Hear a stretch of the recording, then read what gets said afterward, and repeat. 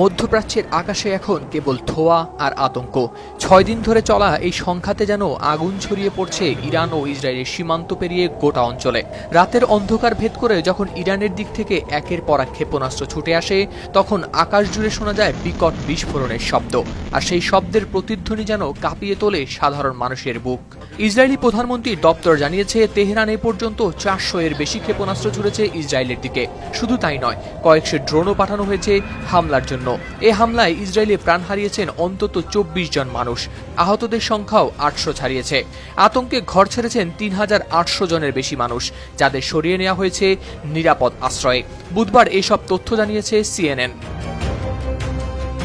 কিন্তু গল্পটা এখানেই শেষ নয়। ইসরায়েলও থেমে থাকেনি। প্রতিশোধের আগুনে জ্বলে উঠে তারা চালিয়েছে পাল্টা হামলা। এখন পর্যন্ত ইরানে নিহতের সংখ্যা ২৪০ ছাড়িয়েছে, আর তাদের মধ্যে ৭০ জনেরও বেশি নারী ও শিশু। গোটা দেশ জুড়ে এখন শোকের ছায়া। এদিকে এই যুদ্ধ এখন শুধু দুই দেশের মধ্যেই সীমাবদ্ধ থাকছে না। যুক্তরাষ্ট্রের প্রতি হুঁশিয়ারি উচ্চারণ করেছেন ইরানের সর্বোচ্চ নেতা আয়াতুল্লাহ আলী খামেনি। তিনি জানিয়েছেন, যারা ইরানের ইতিহাস জানে তারা কখনো হুমকির সুরে এ জাতির সঙ্গে কথা বলে না। তার কণ্ঠে ঝরে পড়েছে প্রতিশোধের আগুন।